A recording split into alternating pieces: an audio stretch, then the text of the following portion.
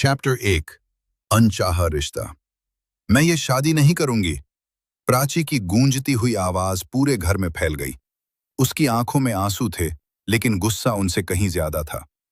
बेटा, हमारी इज्जत का सवाल है, उसके पिता ने धीमी आवाज में कहा। और मेरी जिंदगी, उसका क्या? प्राची चीखी। कमरे में सन्नाटा छा गया। दूसरी तरफ शहर के सबसे बड़े बिजनेस टाइकून आर्यन सिंह राठौड़ अपने कमरे में शांत बैठा था। उसके चेहरे पर कोई भाव नहीं था। शादी कल है आर्यन, उसकी मां ने कहा। आप जो ठीक समझे, उसने ठंडी आवाज में जवाब दिया। दो लोग, जिनकी मर्जी नहीं पूछी गई। दो दिल, जो एक दूसरे से अनजान थे। और एक रिश्ता, जो किस्मत ने जबरदस्ती जोड़ दिया। क्या ये रिश्ता नफरत बनेगा या मोहब्बत? जानने के लिए सुनते रहिए साथी, एक अमर प्रेम कहानी। तो मिलते हैं दोस्तों नेक्स्ट पार्ट में। चैप्टर 2 नई दहलीज, अजनबी लोग। शादी की सारी रस्में खत्म हो चुकी थी। प्राची भारी लहंगे और नम आंखों के साथ उस घर की दहलीज पर खड़ी थी, जो अब उसका अपना कहलाने वाला था। दरवाजे पर आरती हुई, सबने मुस्कुराकर उसका स्वागत किया। लेकिन उन मुस्कुराहटों में अपनापन कम, औपचारिकता ज्यादा थी। प्राची ने धीरे से नजर उठाई। सीढ़ियों के पास वही खड़ा था, उसका पति आर्यन सिंह राठौर। चेहरे पर वही सख्ती, आंखों में वही ठंडापन, जैसे उसे इस शादी से कोई फर्क ही न पड़ा हो। अंदर आइए बहू। सांस की आवाज सुनकर प्राची ने दहलीज पार की।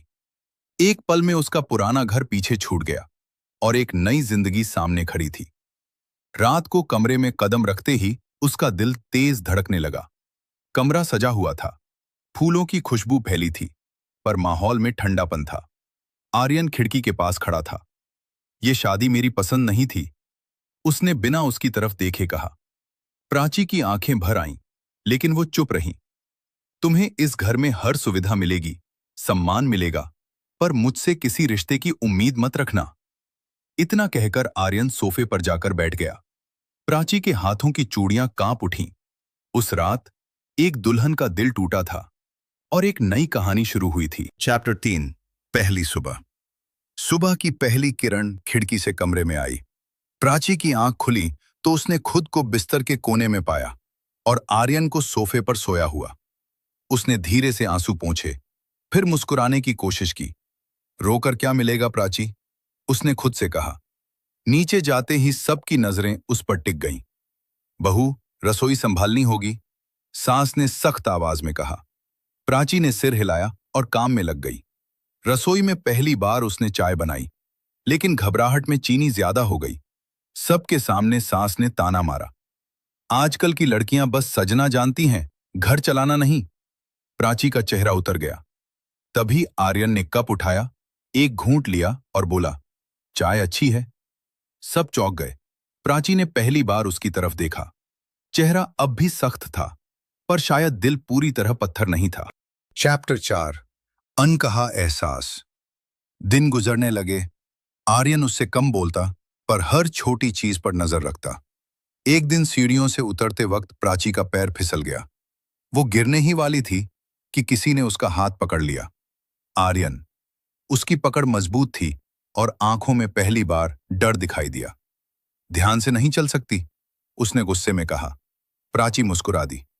अगर गिर जाती तो पकड़ लेते ना।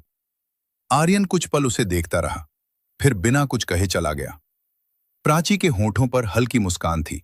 शायद ये रिश्ता सिर्फ जिम्मेदारी नहीं था। चैप्टर 5 दिल की दस्तक। उस रात तेज बारिश हो रही थी। प्राची बालकनी में खड़ी बारिश देख रही थी। अचानक बिजली कड़की। डर कर वो पीछे हटी और फिसल गई। तभी आर्यन ने दौड़कर उसे संभाल लिया। दोनों बेहद करीब थे। प्राची की धड़कनें तेज थीं और आर्यन की सांसें भी उलझी हुई। कुछ पल दोनों चुप रहे।